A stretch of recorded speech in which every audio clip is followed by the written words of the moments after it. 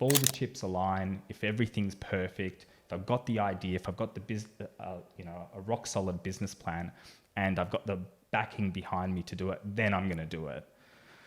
And it's just not. It doesn't happen. It's just not the case, is it? Well, I'll tell you, there's moments in like when you're driving, and slowing down will actually cause an accident, right? And what I've noticed is like a lot of these people, they just got married or just had my first kid, and and a lot of people just bought my first house. Yeah. Like there's all these common themes, and I think like it's showing me that the personality of these entrepreneurs, is that they are the people who are gonna put their foot flat on the accelerator. Yeah. Double down even further. Really dig their heels in, but also just roll their sleeves up as well, because the reality is you're going into a very murky area where you don't have certainty around your income. You don't have certainty on like, am I going to be able to pay the mortgage? Am I going to be able to, there's a lot of certainty, but that level of discomfort that you experience is actually what takes you to a new level. It does. Right?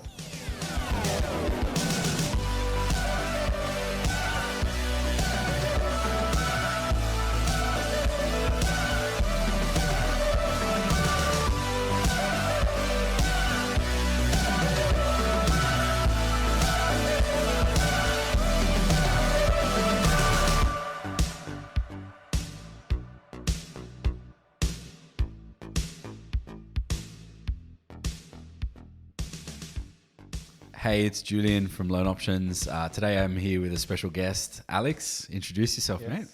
Name is Alex, CEO and founder of Book a Test Drive. It's great to be here. It's great to catch up finally. How do we pronounce your surname? It's Bodriagin. Bodriagin, yeah. You have to roll some R's to get there. Yeah. Most people say Bodriagin. Okay. It was a situation when we came to Australia. Basically, we flew in and parents said Bodriagin. They went, oh yes, and then they noted it down as quickly as as close as they possibly could, and so I'm stuck with it. So people go, is that right? I go, yes. Yeah. However you said it is correct. Yes. And what's your background? My father's from Kazakhstan, and yes, insert jokes here now. And mum's from Ukraine, born in Estonia and lived in Ukraine for a little while. So amazing. So we're Russian speaking, which was basically the Soviet Union back then, So most of us were, and we came here when it broke down and in '94, and so I'm as Australian as they come in my, as far you are true blue. I'm true blue. When I was growing up, people kept thinking I wasn't true blue, and I was like, no, I want to be Australian, I want to be Aussie, and then I went back to Estonia, and they're like, oh, you're so Aussie, and I'm like, who am I? Where do I fit? But yeah, no. So no, that's cool, and it's always interesting when you see.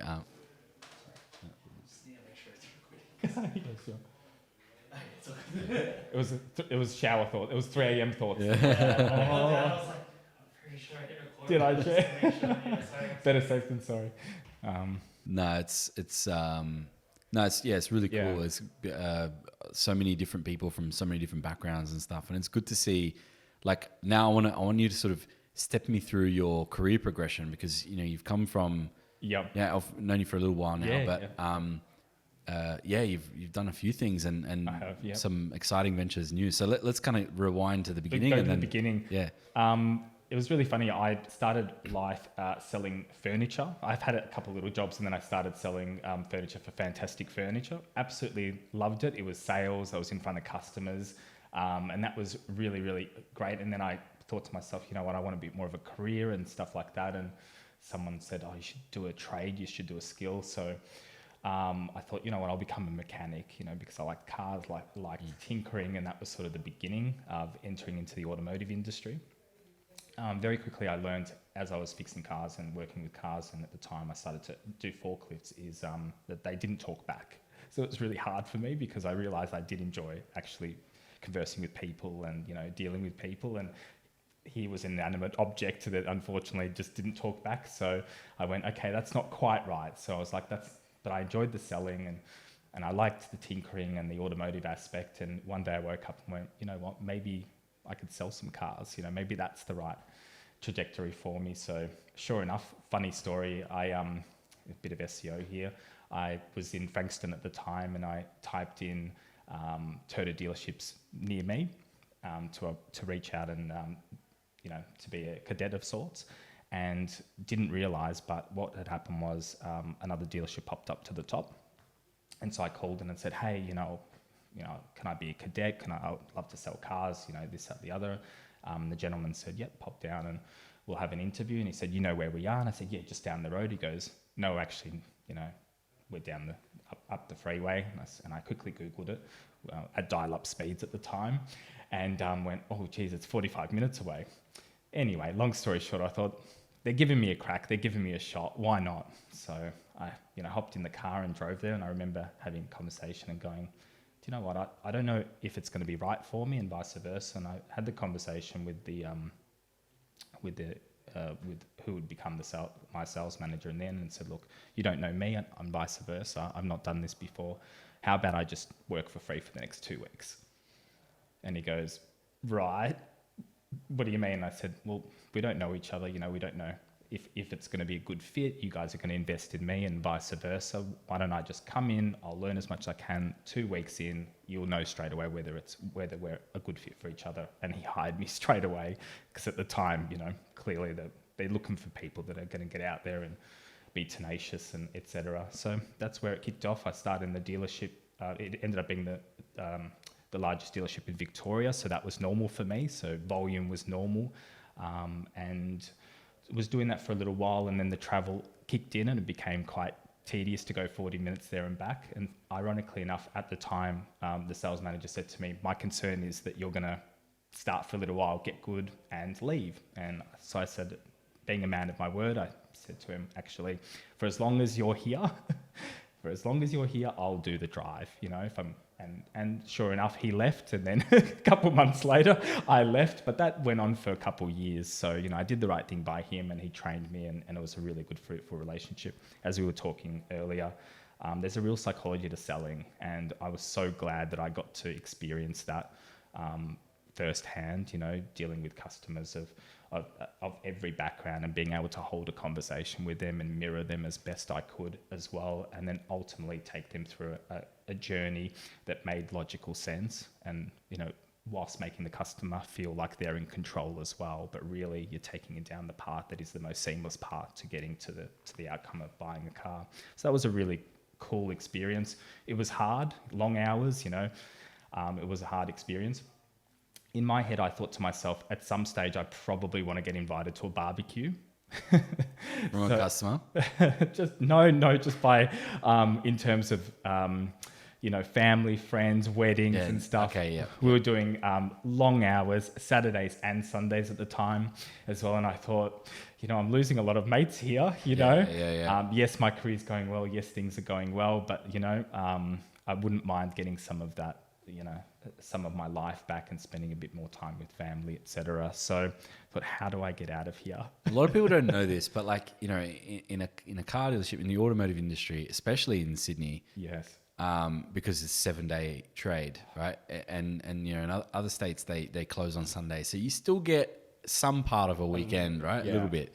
Doesn't mean your phone stops. So I still pay respects to all those people. But I was in the automotive industry, and I basically worked 7 days a week from the age of, 18 to 23 or something. And because the thing is, when you have a day off in the dealership, they don't respect that. It's not like, oh, he's on a day off, I won't call him. Got to be to win it. They'll call you. Yeah, they'll just call you. Yeah.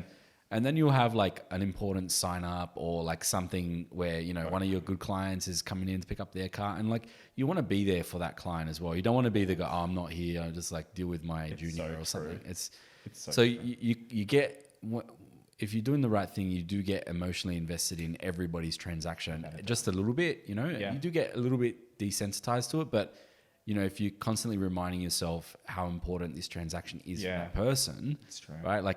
You're doing 5, 10, 15, 20 sales calls a day, or demonstrations a day, whatever, but at the end of the day, that person's doing this probably once every 3 or 5 years. So if you just remind yourself, you do get emotionally invested in, wow, this is moment for them. And they're can't wait. It's their first brand new car or whatever. You get so, But the one thing I've noticed about the automotive industry is I have never seen a higher caliber of salespeople Yeah. than in the automotive industry. And I know that Agreed. the automotive industry gets a lot of, sort of flack Yep. because there are cowboys. And like any industry, same with the finance industry. There are cowboys in every industry. Without cowboys in building and construction and doubt. whatever. It's just like, for a while, sort of there's a big stereotype about sort of sleazy used car salespeople, 100%, right? yep. There's plenty of them still around, but Definitely. But I will say, like, for the most part, there are some really good people in there, Without some really a doubt. high quality individuals. Some of the best people I know got into automotive, and it's just because they love cars, Yeah. not because they want to sell and whatever this and sales. It's like they would not want to sell anything else. They're like, no, I have no interest in being Yeah. a real estate agent. I couldn't imagine how boring it would be to sell houses. I couldn't imagine how boring it would be to sell whatever software or, Yeah. Some people got into it because they absolutely loved cars, and it was a career that you could make a decent living. And the career progression wasn't determined by, sort of quotas and, other sort of PC stuff. Yeah. It was like, if you're good at what you'll do, you'll progress. Successful. It's like, It doesn't matter where you are. Yeah. so it was a true meritocracy. Some dealers have, dealerships have bureaucracy and politics true. and whatever, right? But for the most part, if you're a Yeah. really good salesperson, you get an opportunity to become an assistant manager. Without a If doubt. you're a really good assistant manager, you get an opportunity to be a Yeah. sales manager. Keep going. And the pathway to becoming eventually a dealer principal or something, like, it was pretty clear. Definitely. People Very like that. linear. right? Yep. Yeah, very linear. Very. So you go into automotive, you obviously learn a lot there. Without a doubt. Where does it go from there? So then I sat there and I thought, I absolutely love it, but the hours are starting to get a little bit challenging for me, and did a management position there as well. So I had a couple of staff under me as well, new car management position, which was absolutely great. Again, just steep learning curve, did it quite at a young age as well. So still had a lot to learn from it, but that was a really good experience. And then I sat around there and went, do you know what? I do want to learn something else and even work out a situation of, so we'll have to cut that out. I started thinking about, I do want to get my lifestyle back. How can I do that? So I started looking around and going, the way to do that is probably going to be to go down the corporate route at this stage, and that felt right for me. So I knew that a good way transition for me would be to go into the finance department and learn a little bit more about finance, because I saw some of the career progression was perhaps to align with a lender or work for a general insurer. So I did that and did that very successfully, and it was really great to sort of bolster my skills, and which is now I'm starting to get that automotive and finance flair, having done a lot of different roles within the dealership. And that was absolutely fantastic. So I got very fortunate. I did really well on a finance front and started to get top 10 for insurance. And I ended up, doing quite well with, back then it was Swan Insurance, as we know, which has been dissolved. And I tapped them on the shoulder and said, how about it? I want to get out. I want to do the corporate gig. And they obviously said, look, you're going to have to see the forest through the trees for a little while. You're not leaving through lack of performance. So we understand that, basically just the writings on the wall is like, you're going to have to back yourself for a little bit. We know that, you're doing quite well in the dealership space. You have to see the bigger picture. And it was that for me. It was another opportunity to learn something totally new and unique, and get out of that environment and just continue learning. I think for me, it's always been not just the remuneration portion of it. For me, it's been like, what can I learn out of this? And I'm happy to say, like, I didn't go to university. So for me, I really valued it. Yeah, fantastic. Yeah. And so I really valued experience, understanding knowledge, gaining wisdom through doing various tasks. So that was paramount for me. I did want to spend a bit more time, because I was putting a value on spending more time with family, as we, at different stages. We can do the 60, 70, 80 hour, which we probably do now. Yeah. So we've gone full circle. But at the time, that was the sentiment. So did that for a little while, which went really, really well. So got a really good grasp of general insurance product, but then supporting our dealer friends, our novated leasing friends, our financiers as well through protection products, and that was really good just to understand how to develop, how to refine, how to support those accounts. So that was a completely different skill set, and ironically enough, I found that I was starting to be at home there because it wasn't as transactional. When I was selling cars, as much as I loved the thrill, as much as it was exciting to sell a car, to close a car, to do the finance and have someone love you, I was sort of left a little bit with a void because they would leave. And as you said earlier, I wouldn't see them for 3 or 4 years. And we all know sometimes you get moved around, you get put into a different dealership, you leave. So sometimes you wouldn't see that customer, they don't always follow you. So I found that was very transactional for me.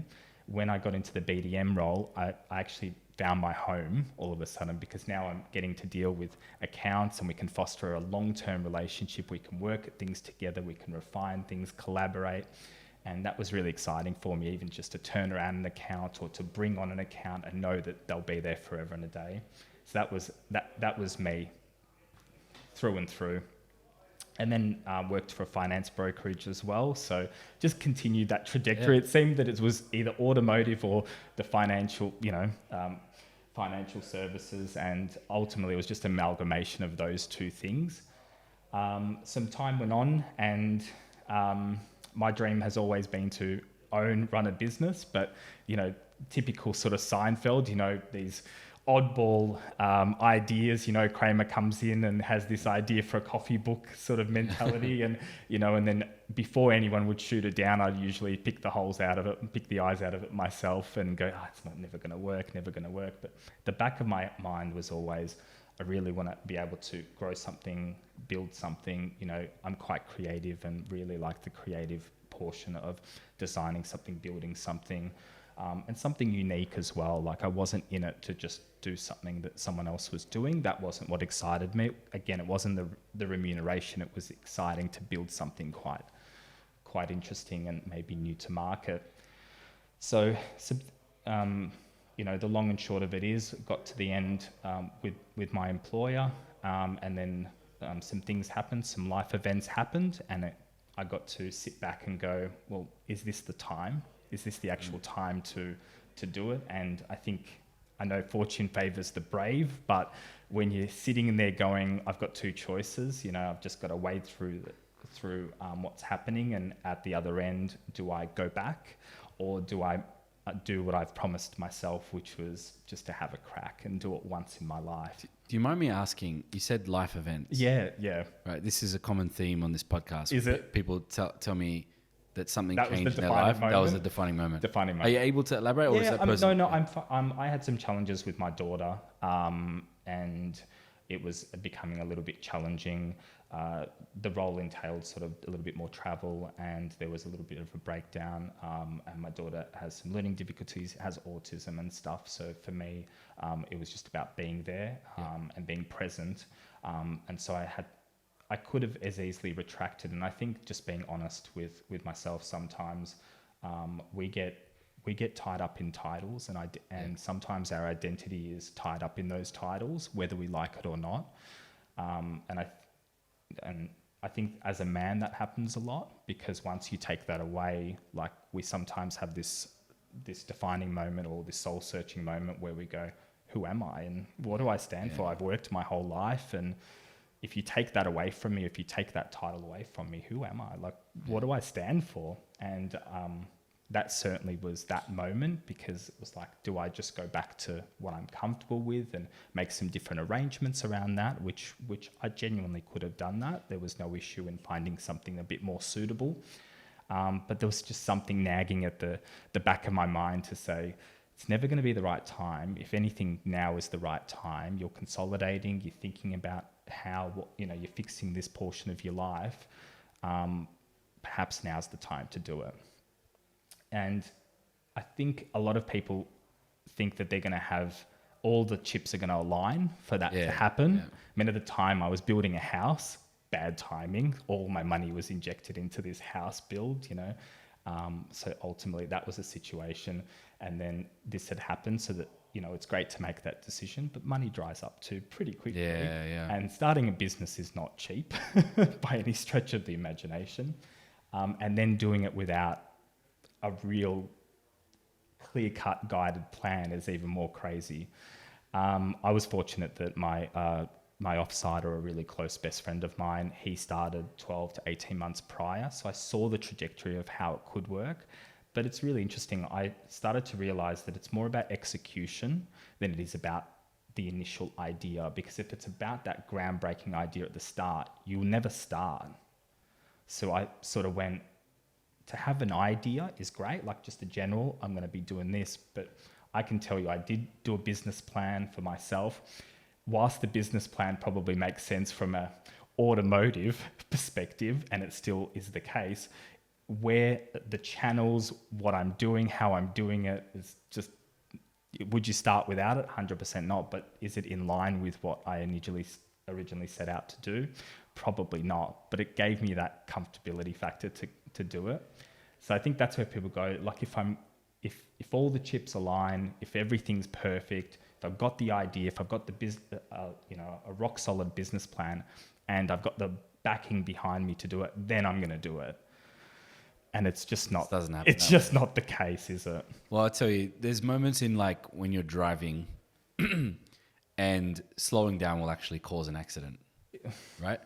And what I've noticed is like a lot of these people, they just got married or just had my first kid, and and a lot of people just bought my first house. Yeah. Like there's all these common themes, and I think like it's showing me that the personality of these entrepreneurs, is that they are the people who are gonna put their foot flat on the accelerator. Yeah. Double down, really dig their heels in, but also just roll their sleeves up as well, because the reality is you're going into a very murky area where you don't have certainty around your income. You don't have certainty on like, am I going to be able to pay the mortgage? Am I going to be able to, there's a lot of certainty, but that level of discomfort that you experience is actually what takes you to a new level. It does, doesn't it? And it was the same thing. Like I Loan Options, like I started the business and I literally took out, because it was after COVID and just had a kid. And it was like just, I took money out of my super, because at the time you could do that. And there was no, there was no right time. There was no right time. It's like, okay, my back's against the wall here. I'm just going to go for it. If it doesn't work out, I will put my tail between my legs and go and take a job working for someone else. Yeah. You know what I mean? Yeah. And look, that may still happen. Yeah, I'm with you. We had this conversation. Yeah. Do you remember? We said, when you set out, you go, I have to have plan A and I'm not allowed to have plan B. At the back of your mind, you have plan B, which is exactly what you just mentioned, but you never let it sort of fester ever. It's like you leave it there on standby. It's like, look, if it really hit the fan, I'll be mopping up floors somewhere. Yeah. I said it to someone the other day. I said, man, if it doesn't work out, I'm happy to go and flip burgers somewhere. I think that mentality helps just give you that last bit. But naturally, that's a really good way, I think, of not having a proper plan B, because it could be like staggered in your mind, like, all right, this month doesn't work out, then I'm going to fall back on this. And if that month doesn't, but you're right, the minute you just go, no, I don't have a proper plan B, let's just, we got to go for broke here. Sun Tzu, but the burn the boats. Have you heard that? Burn the boats. Burn the boats, yeah. So burning the boats is like, you sort of, it's literally burning your your plan B. Yeah, it's like your way to get back. Burning your way to get back out. Yeah. So the soldiers, they were instructed the generals, or whoever's calling the shots. Upon docking at a village, or at a city, light the boats on fire, so that the soldiers only had one option, and that was to conquer. Forward. So that's don't have the plan B. That's right. And I live by that. I'm like, okay, the reality is, whilst ever you're alive, you always have a plan B. So there's that, right? Yeah. And we're not talking about war here. We're talking about business. And sometimes it feels like war, but it's interesting. I think the sort of the level of resilience that you build when you're a business owner, the lessons that you learn, and sometimes very expensive lessons, whether it's getting the wrong people in or partnering with the wrong people, like all of that. You sort of learn those lessons, and you still, even after you've been burnt, you still make mistakes, right? You're never going to be perfect. You're never going to pick like if there was a way for somebody to see straight through somebody and see right to their intentions, then you would be able to do that. But you can never guess what other people's intentions are for you or your business, or coming into your business, and you can never tell what it's going to be like when things break down. Yeah. And that's often where you see a very different side of people. Sometimes when things break down, you see them become really classy and that they want to leave things amicably, and they want to make sure they're not burning bridges, and there's people like that. Small place. We all know each other. And then there's other people that go full DEFCON, like they want to just burn everything on their way out, and that's not the right way to be. It's like you want to give people the opportunity to shake hands and go separate ways, but do it respectfully. And there's people that want to, if I'm not part of this, then no one gets to be part of it, sort of mentality. It's and we cross paths so often in this industry. Like we all just shuffle around. Like how often do we, oh, you're over there now. Okay, cool. Like it's like, am I meant to dislike you because you're now over there, or am I meant to like you there? Yeah. We're still the same human. No. I think to your point before about like, you're working long hours now as a business owner. I think there's like a cycle, right? Yeah. And so there's employee and then business owner. And so when you first start as an employee in an entry level job, you're working like long hours, you're doing everything you possibly can. As you move into more of a managerial role, more senior, maybe even executive, you do less and less as an employee. Yeah. In terms of the actual grunt work, you may still be doing long hours, but you're not doing the front line long hours, which is a different thing altogether. And then after you move into that sort of, you gain enough skills and experience that you decide, I think I'm ready to start my own business, or I'm as close as I'll ever be to ready, which is probably the more accurate description. Yeah. Then you start your own business. And when you start your own business like me, I was the accountant, I was the marketing team, I was there, all of it. Yeah. And so you do everything, and it's like the business is going to live or die based on your output. So you know that, okay, I can't point the finger at Johnny in marketing, because there's no Johnny in marketing. I'm Johnny in marketing, And, I even know some business owners that do this, where they create a bunch of emails to make, when they're starting out, to make it look like they've got an accounts person, to make it look like they've got a marketing person.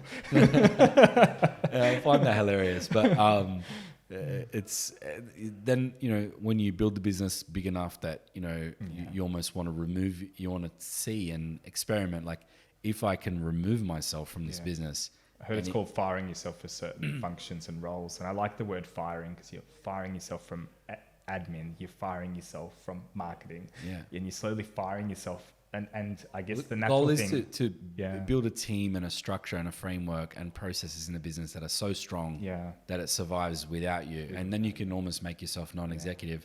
And that's when, because we spoke about it before with the podcast, is like not being distracted by the shiny objects. There'll be time to focus on the next thing. But the time to focus on the next thing is when you've got this thing right. And once you've built the business to a certain point, and you've got enough staff and the right team and the right balance, and everything's humming along as smoothly as can be, there's always going to be ups and downs and whatever. But when it's got quite a bit of stability, and you can remove yourself and maybe check in with the team and be more non-executive, then that's when you can start, okay, that business is solid, it stands on its own 2 feet. I'll chime in when I'm needed. But the reality is, if I spend too much time in that business, I'm actually going to make it go backwards, because like, it's got a rhythm. When you see the overbearing parent that's like, it's like, man, just go away. I was going to do it anyway. Just leave me alone. Like, we're fine here, So you don't want to be that person. But that's when you should start thinking about what's next, when you can win your business. And so, like, right now, I would love to, like, that's sort of the goal. The goal is to make Loan Options be totally unreliant on me. On you. And then you can sort of, at that point, start thinking about what's next, or think about even just working on the business at a higher level, like strategically in the next 5 years, like what's the goals, what's the, working on that part of it instead of like actually just, actually taking calls and whatever. And I don't do loans anymore, but I know what you're trying to say as well. Old clients that I've worked with for, 10 years, 8 years, 6 years, whatever, calling me on, hey, you're still doing finance. Yeah, Like do it it. still And happens. you naturally just you naturally geared to nearly go, oh, you know what? Yeah. So I'm finding, especially at the beginning as well, like you have very humble sort of goals within the business, which is like you said before, like going on a holiday and the whole entire company doesn't stop. burn to the ground. Yeah, it's just like, okay, so that's a really good first step. It's like, okay, I need to get people, I need to get resources in order to be able to, safeguard myself against that. And that's like step one, where you just actually just can go on a holiday. Yeah. And that's, I think, a really important thing, because you ultimately did it for the right reasons to start a business, to start doing something, working for yourself. But ultimately, you can very quickly go into burnout territory without realizing, because you're just 24/7 non-stop. The washing machine of thoughts is just going through, and it's waking you up. And some days you just feel like you fall asleep, you wake up and it's just work. It's a different stress, as you know. It's a totally different stress than, say, when you're working for someone. So I think that's why you hear a lot of people say, oh, but it's different, at least you're working for yourself. But when you're in it, you've heard that line. Oh, yeah. It's a common thread that I get as well. And I'm like, I don't have any rebuttal or anything to say to that comment, but I genuinely just sit there and go, yes, it is. You're right. It is a different stress. Yeah. But it's yes. And it's like one thing that people like, you're responsible for so many people. Like as an employee, you get paid and you probably don't even think too much about it. But in the background of that business, there's probably some person in accounts, or depending on how big the business is, the actual owner of the business is scrambling to make sure that your wages are paid and there's enough money. Because like businesses have large inflows and outflows of cash. Yeah. But when it's time to pay you on Monday morning or whatever it is, you got to hope that there's the money there. Yeah. And sometimes people don't pay you when they're meant to pay you. And like, there's all these things in business, right? And so yeah, like, when I first started the business, my first immediate goal was that I could pay myself. Yeah. Great. So that was my first goal. It was like, all right, I've got 2 employees. I started Loan Options, my sister and my brother-in-law. It's like, all right, they get paid first. Yeah. Right. So there'll definitely be enough money to cover their wages, but is there going to be enough? Because starting from zero, right? Is there going to be enough to pay myself? Yeah. And, thankfully, was able to pay myself a little bit the first month. And then pretty much every month after that, I was able to pay myself as much as I was earning, right? A little bit less, but enough. Right? Yeah. Enough. It's not about money for me. I'm investing in my future here, with Loan Options. Like I'm trying to build enterprise value. I could change it into a lifestyle business and, probably need half the amount of people that we have in the team and just make it super profitable and, live a great lifestyle. But ultimately that's not going to be a very, enterprise brand. Let's put it that way. And so that's, first goal was just, pay myself. And you just move the goalposts. And before you know it, you're like, okay, and now we want to take over the country. And now we want to move into New Zealand. And now and it's good to sometimes look back. If you're a business owner and you haven't looked back to where you sort of were, don't spend too much time, review, right? Just look at it, give yourself a high five, a pat on the back, reminisce a little bit. Talk about the hard times. Yep. Talk about the good times and the bad times that you've been through. I think you have to. And then focus on, okay, well, what's next? What are the next challenges? I was reading Tim Grover's book about winning, and it's really funny. Like the first thought, and I can ask you, what's the first thing you think about when someone says success? What's the first thing that comes to mind? Legacy is. Success for me is... like a lot of people sort of are, they ask other people the question. They're like, I want the Lamborghini, I want the Ferrari, and I want this and I want that. It's like, that to me is a marker. Yeah, it's the byproduct of, but legacy for me is more important. Yeah. And that means the people who have been involved in the business with me, the OG employees, my wife and kids, partners, lenders, all the people that have been around the story of the business, what is it that they're going to say about the business, like long after it's done and dusted? So, and then for me is like, have I maintained my integrity, morals, values? Like that to me is something I always worry about, is like, you only ever hear of the stories of like, you know, the billionaires that are just absolute fuckwits, you know? Yep. And it's really hard to kind of think of the billionaire who, and I'm not saying I want to be a billionaire. I don't necessarily need anywhere near that amount of money. But, you know, I'm just using it as like a, just, it's just such a stereotype. A millionaire, let's call it a millionaire. The millionaire fuckwit, super arrogant, you know, full of themselves, like all that kind of stuff. Value and money. Burn everyone along the way and has no friends and wonders why they're not happy. Like ultimately the legacy is like, if I met the 17, 16, 15-year-old version of myself who was That's a good way of looking at it. absolutely struggling, you know, in many different aspects, raised by a single mum, you know, like 5 of us siblings, would that person be happy with the person That's I am today? a really great way of looking at it. So that's kind of how I think about it. You know, my kid's going to be proud of me. Is my wife going to be proud of me? Is my mum going to be proud of me? That's how I think about success. If I do all of that, even if I end up with a quarter of the amount of money of the next guy, right? Doesn't matter. Like to me, I've got somewhere. Like, of course, you know, success, the word success does mean that in its definition would mean that you've reached some level of, in the top tier, right, of whatever field you're in. That's kind of success. Yeah, definitely.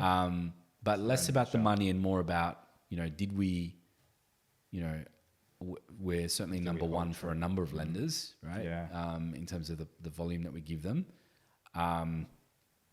Did we reach the top tier or the top 1% or the top 5% of our industry? Did we reach the top, you know, 5% of our, you know, some of our lenders in terms of the volume we provide? Those sorts of metrics. And it's really interesting, like on the way to what we think of success, when we think of the word, we think of glory as well. And we think of, you know, when we get to the top of the mountain and all those things. But the irony is as well, on the way to getting there, it's actually not pretty.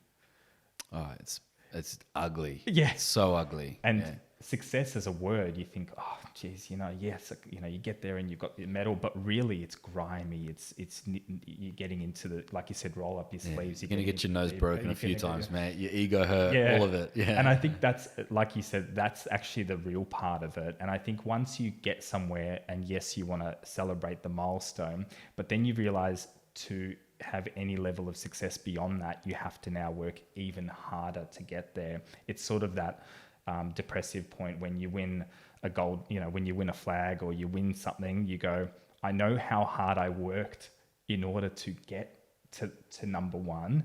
Now I know how hard equally I have to actually work to keep it. Yeah. And that becomes nearly like just as much of a challenge for some people. Yes, it's alluring. Yes, it's intoxicating, that feeling of winning, let's say, and success. But at the back of your mind, you're like, well, I've got to get back into it because, you know, I can't rest on my laurels. I've achieved this. I've got to get to the next part. And I think that's the challenge of sometimes celebrating those milestones where you go, you know, like you said, if you look back now, and I can look back now and go, sometimes in the moment, it doesn't feel like it's translating into a lot of, you know, success. But for any measure, 6 months later, you look back and go, wow, there was so much happening. There was so much great conversations, great relationships, great partnerships unfolding. And I was too blindsided and so in the moment that I couldn't even see that for what it was.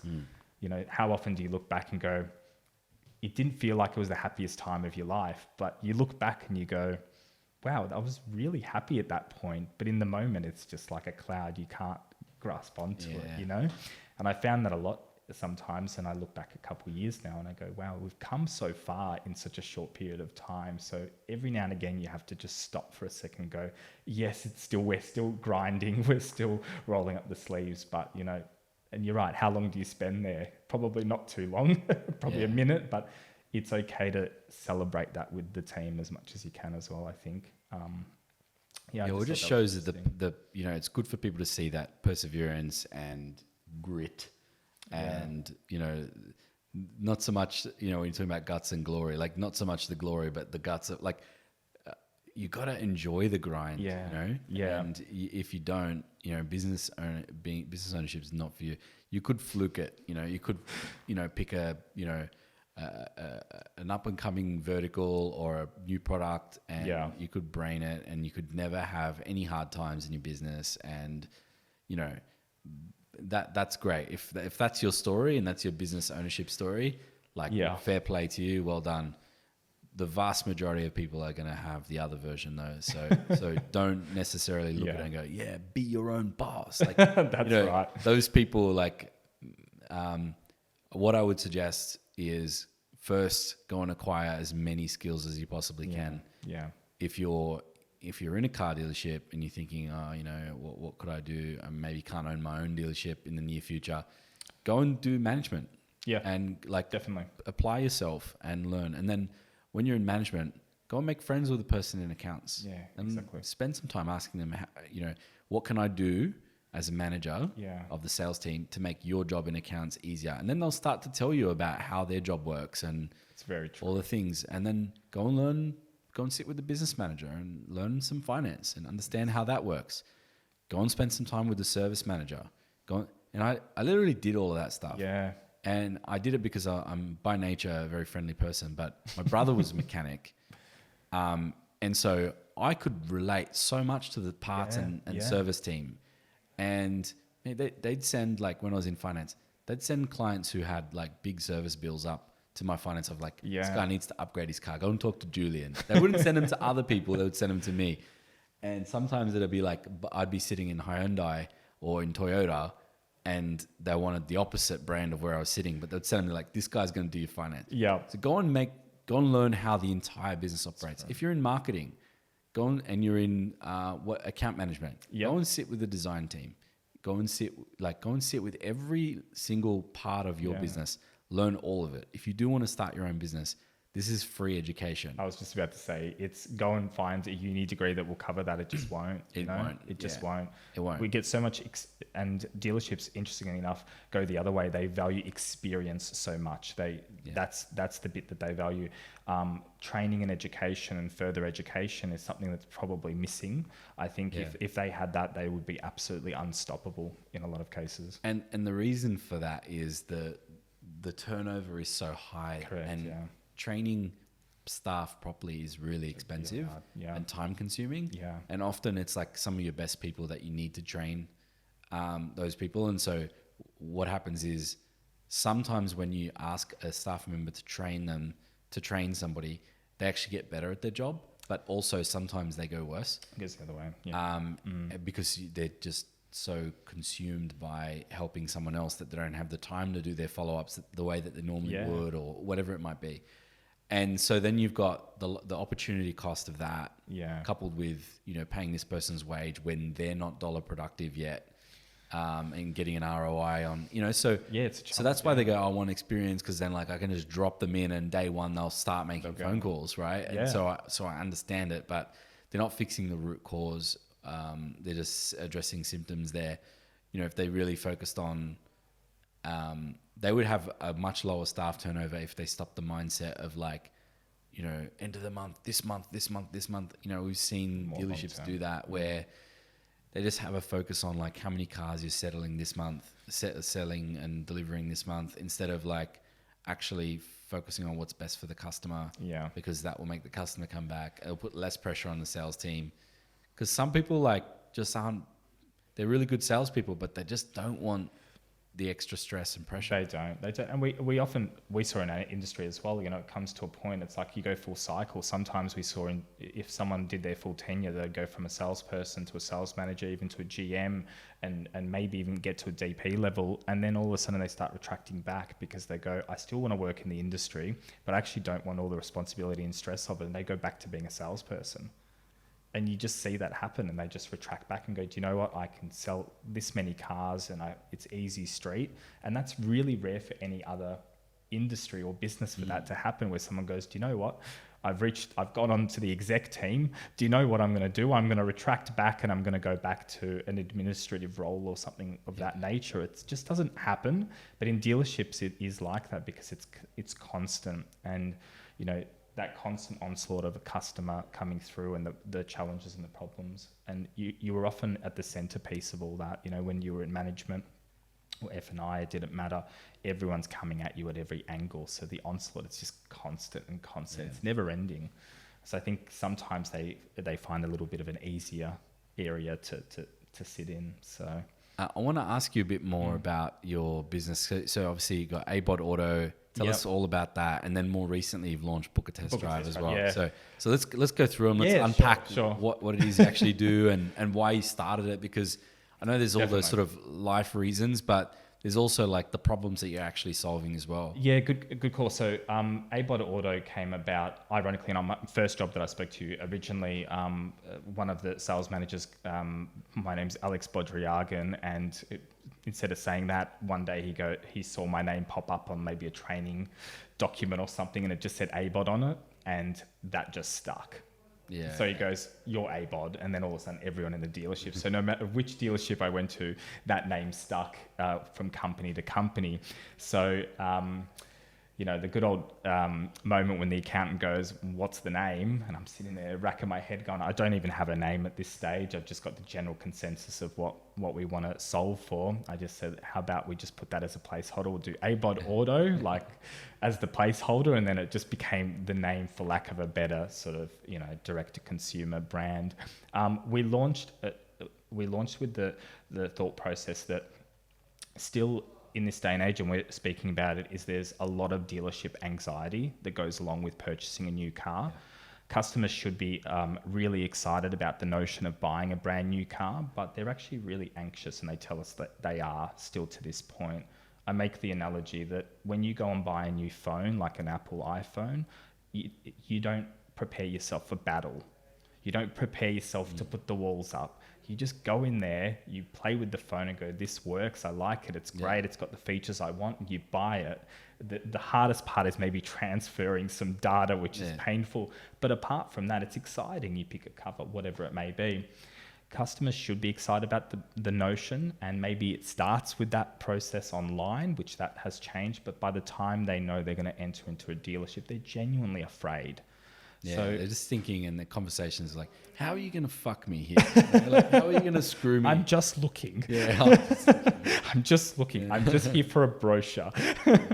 And that's changed a little bit. When we started, customers came in physically to the dealership on a Saturday and Sunday, and they did ask for a brochure. They asked for a test drive. They compared cars for that day, for that weekend, and then they were trying to get the best price, etc. With the advent of the internet, it's changed a lot of that process, where a customer technically or typically will know a lot more about the car sometimes that they're after than that salesperson they're interacting with, because of the wealth of information. So there has been a shift, and what I noticed was when the shift happened, we didn't really adapt any differently. The dealership still follows the same process through a road to a sale. Customer pops in and they're customer facing, and they'll take them through a certain amount of steps for the outcome to be to sell the vehicle. And what I found is it's now pulled back, where now customers starting online and they're doing a lot of their research online. So there's a small gap there where a customer goes from research to taking action, which would be to engage with the dealership. And I just found that there was this gap in between that happening, where customer now becomes ready, and that's when I realized the anxiety builds, and they get anxious and they go, great, I've got to interact. Who do I call? Do I call a dealership near me? Do I know someone? And so that's where ABOD Auto started. I started thinking about how to position ABOD Auto, and that's where ultimately Book a Test Drive came into play, because I thought customer is now ready to take action. What do they typically do when they're ready to take action? They say, right, I want to engage with a dealer, or I want to test drive the vehicle.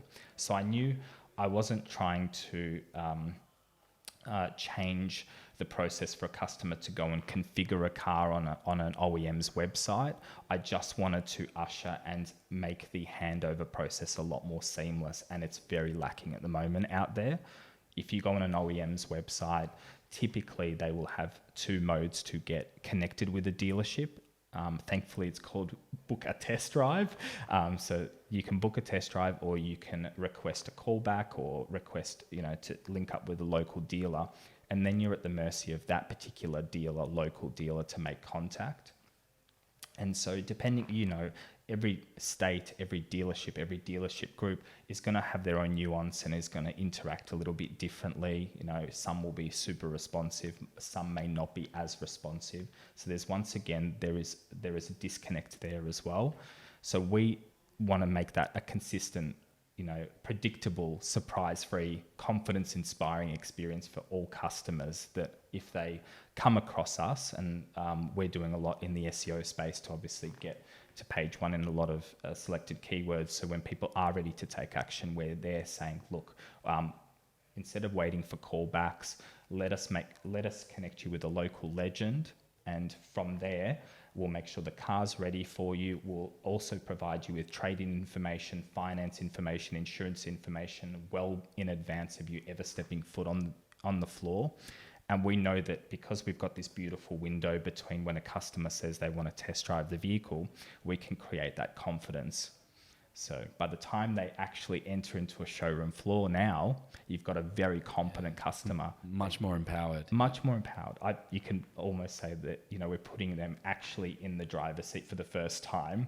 And they're going, I feel in control. I know what the car's generally worth. I know what the repayments are. The insurance, as we were talking earlier, some people don't even realize that their, late model vehicle, their trade-in, they're paying X for their insurance. That's going to increase as well on a new car typically as well. So just to have all of that wealth of information in advance means sometimes just touching and feeling the vehicle is the only thing standing in the way of them buying that vehicle. And dealerships love that as well, because by the time we have that relationship, you mentioned earlier, there's some really good salespeople out there. They're actually the ones we're trying to find, because we want our customers have a really great experience. So we're not actually looking for the salesperson that's selling 50 cars. We're looking for the salesperson that I would want to refer my own family to, because then I know they're going to look after that client, that customer that we've got as well. So that's the general gist of where Book a Test Drive sort of came to be. And the evolution was, for lack of having a better name at the time, was ABOT Auto, and I always had at the back of my mind, I wanted a direct brand. Yep. So I wanted that to have that brand equity, because it wasn't that yet. So we played, and still do, in the B2B space, and we get a lot of our leads that way as well. Very, very qualified, very high converting leads. And again, it's about insulating and ushering that customer into a dealership and creating a seamless experience, as opposed to letting the customer do it on their own, because again, it is scary. So we just help that process through. So it works from a B2B standpoint and works from a direct standpoint as well. So, who would your ideal clients be there? Like asset finance brokers looking to help their clients source cars? Yeah, certainly B2B. We love novated leasing partners. We love finance partners. They're our bread and butter. They're very qualified clients.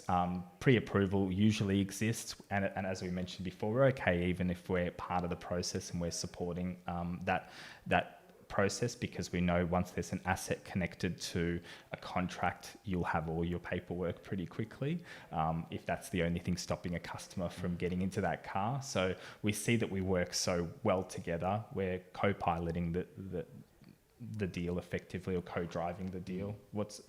That's probably a better term. Co-driving. That's our ideal. In the direct space, it's really it's probably females, like 25 to 35, seem to understand it. Guys typically have this notion of, well, why do I need your help? And they want your help. So you have to break down barriers. And they say, well, why do I need you to book in for a test drive? And we say, do you want to brave it alone? And they go, no. And I said, well, and they quickly go, yeah, that's fair. Better you than me, I always get as the joke. But females still consistently tell us that, they still feel very vulnerable. They feel like bait when they walk into a dealership. Whether that's right or wrong, it's just the sentiment they still feel. So even if they come across a really great salesperson that quickly disarms them and makes them feel comfortable, it is scary for them. It's a big purchase. They don't really sometimes, they're not really that knowledgeable about the vehicle itself. They know what vehicle they want. They know the specifications, but they haven't gone as far as us sometimes, where we know everything to the nth degree. And yes, I'm generalizing a little bit, but in terms of what we found in our experience, and they just love us. They just that's great. Well, I guess like you can definitely start to sort of aim your marketing, sort of cover that. But I liked your analogy of like preparing for war, when you're walking into the dealership. Like, shouldn't be that way. I'm from that industry initially, and like my mum's looking for a car at the moment, and I was talking to you about that, but she's like, oh yeah, of course I'm going to help my mum find a car. Yeah, me, like of course I am. But in my head I'm like, oh okay, now I have to like prepare all my notes and understand the model and understand this, because like I want to see if when I walk in the salesman is going to try and pull the wool over my yeah. I do that now. And I'm a veteran of the game, You make that joke, but I still won't walk in a dealership unless it's a purpose. There's a purpose behind it, because even having been on the other side, you're like, okay, I'm in exactly the same boat. We don't just walk in, because we get nervous and we're out of the game for a long time. I know, it's like, So it is that sort of sense of preparing for war. It is. Like looking at all the reviews of the cars, like which models have which spec, which features get left out of this model versus that one. Like, because, it's just, I don't know, that's just the person I am. I could never just like walk in and go, oh, that red one looks nice. I'm just going to take that. And some people can do that because they care very little about cars, but I love cars. I'm obsessed with cars. I always have been since I was a kid. So I like to know a little bit more. Yeah. Why this version with this engine that has direct injection is better than the old school fuel injection, like all this kind of stuff. Like it's just but I do see that there would be definitely a large audience of women that would want that. Maybe they don't have necessarily the same passion about cars the way that men are built. Like you go to a car show, it's like there's some women there for sure, but it's 95% men. Men are just have this. I guess it's inbuilt in our DNA. We love machines. We love machines. It's like so of course some people get upset you're generalizing. I say fuck those people. Don't listen to what they have to say. The reality is if you have a product that is attracting an audience, and you don't want to sort of make it seem like the only people that need it are women. Yeah, because like not the case. I know 1,000 blokes who care very little about cars and would love this service because like, are you gonna book? I just need to know what time to turn up, and I just get to drive it. That's and right. I can leave without being sort hassled. of hassled and yeah. I mean, to me, it sounds like a pretty good business. And as long as you can monetize that properly, I think you're onto a winner there, mate. So that's pretty cool. And we spoke about it before. Like for me, it was just exciting just to be patient about it. And when it came to be, we realized it was 100%. We were carving out a brand new market segment. Interestingly enough, it doesn't exist right now. And I think it's just because it's nearly like a race to a bit of an omni-channel experience online. So everyone's currently trying to work out the agency piece, the direct distribution piece, and they're currently just worrying about that and how it's going to look and how the franchise dealers are going to look. And so we've got this perfect little time frame of being able to help. We're actually the conduit between everyone because we're helping the OEM increase a better experience level for their customers. The dealers are loving us because all of a sudden we're qualifying their customers for them and we're creating a great experience. half of our battle sometimes is just getting dealerships to be able to pick up the phone at the right time or to get access to a salesperson. That's not a small thing. When you're really excited about buying a car and you finally made that first phone call and you call and there's no one available, and it's not necessarily their fault. Sometimes it's a busy period, as we know. It's like everyone's on the floor and then they're waiting for a call back, but they're sitting there now waiting for a call back. So is someone going to call me back? When are they going to call me back? So when they deal with a service like us, we create that consistency because they've got access to us, and then we're just creating that nice streamlined experience where, yeah, you're right. They walk in, the car's ready for them to drive. They just tell us the time and day. Aircon's on. Aircon's on. Yeah. And the salesperson now is in a really strong position because they're really good at showing someone around the car. They're really good at driving, the customer in the vehicle and getting them to fall in love with the car. So we're actually honing in on their strong point as well, saying, just look after the customer, just treat them well and just make sure they have a really great experience. That's actually what they're good at. Not worry about closing and it's and it takes the pressure off them. It does take the pressure off them, and they will perform better in terms of the customer service part. Because they don't have to worry as much about that. You're gonna have the conversations with them. You're gonna make sure that the car is fit for their needs. Yeah. And then the decision will ultimately be made by the client. Yep. And you just be like, oh, Johnny Smith, the car salesman, the client's ready. Just draw up an order or whatever. Yeah. So exactly right. I can see why the dealers would love it. You're qualifying them. They're spending less time in sort of test driving 15 different models, right? That's right. To find the right solution. The client's already sort of had some qualification done. Definitely. Identified their needs. So to me, it's great service that you're offering. Yeah, thank you. And obviously you've helped many Loan Options customers as well. So we're grateful for that. And so look, I'm really excited for what this journey is going to bring you. There's a tradition on this podcast where we get our guests to do a 60-second pitch. So, I'll maybe give you a few seconds. I'll give you a 3, 2, 1 countdown, and then just give us the best version of what value you can add to a customer, and also what value you can add to, for brokers that want to partner with you, maybe listening to it in our industry. And maybe they're a mortgage broker that gets 1 or 2 car loans a month, or maybe they're an asset broker, or maybe they're an accountant and their clients are always saying, where should I buy my ute from, or whatever. That's fair. Fair. Let's go. 3, 2, 1. Go for it. So as we said earlier, Book a Test Drive is Australia's only test drive booking platform. So customers can really easily just go on there, select a day and time that suits them, and then we'll ensure that that vehicle is prepared with a local legend as well. And prior to them ever stepping foot into the dealership, we'll ensure that they're confident by providing them repayments, insurance, even giving them a pre-appraisal on their trade-in, so that then when they walk in, the dealership can also appraise the vehicle, so that by the time they get into the dealership, all that's left is to try and feel and test drive the vehicle, and that will be the only thing typically stopping them from making a decision. So make the decision a lot easier for them. So that in turn creates a very, very confident, inspired process, and it does alleviate the dealership anxiety, and that's ultimately the problem we're trying to solve in the industry.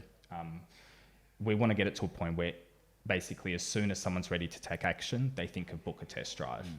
Basically, anytime someone's thinking of test drive, we want them to think of us naturally, because why wouldn't you? We're going to make it a really nice experience for you. Conversely, we do the same for our finance broker or any partners as well, because we'll take the customer through that journey, and it's only going to make it for a seamless process. But ultimately, we end up preserving and insulating that customer from the dealership as well, from the dealership experience. Because when you give us a customer, we're working with that client. When we start dealing with the dealership as well, they know that we're facilitating the finance as well. So they're receptive to that, and they understand that, and they respect it as well. So that makes for a really nice little experience, as opposed to if you don't have a sourcing or booking a broking service, a car broking service, then ultimately you're going to rely on the fact that you're going to send the customer into the dealership and you're going to hope for a myriad of things. They find their vehicle, but hopefully someone isn't going to take the finance, because at that stage the dealership doesn't have any allegiance or loyalty. They just see it as a customer and as fair game. So they're going to try their hardest to actually get the finance. And typically that's when you'll make a phone call, customer doesn't pick up the phone anymore, which you guys, we've all experienced that in our game. So that alleviates that. And I think ultimately the core is to, let's say from a finance perspective, is to get the loan, get the pre-approval, get it to settlement.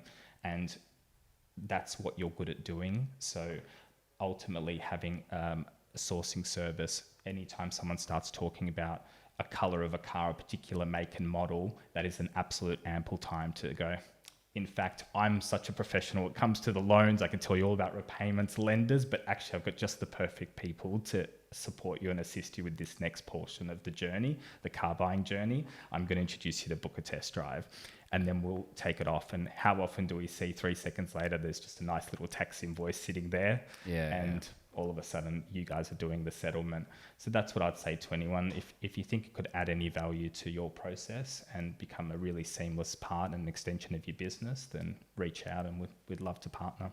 Mate, amazing. Thank you so much. I really appreciate you coming all the way across from SA to... Victoria. Victoria. Coming all the way up from Victoria. Really appreciate it. And mate, it's always a pleasure to catch up with you. And, likewise. Thanks a lot. Thank you. Cheers.